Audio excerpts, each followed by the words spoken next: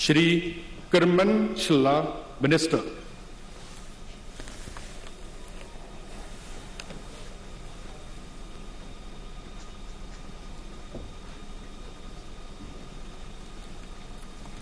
I, Shri Kyrmen Shylla, do swear in the name of God that I will bear true faith and allegiance to the Constitution of India as by law established, that I will uphold the sovereignty and integrity of India, that I will faithfully and conscientiously discharge my duties as a Minister for the State of Meghalaya, and that I will do right to all manner of people in accordance with the Constitution and the law without fear or favor, affection or ill will.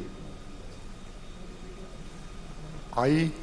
Kyrmen Shylla, do swear in the name of God that I will not directly or indirectly communicate or reveal to any person or persons any matter which shall be brought under my consideration or shall become known to me as a Minister for the State of Meghalaya, except as may be required for the due discharge of my duties as such Minister.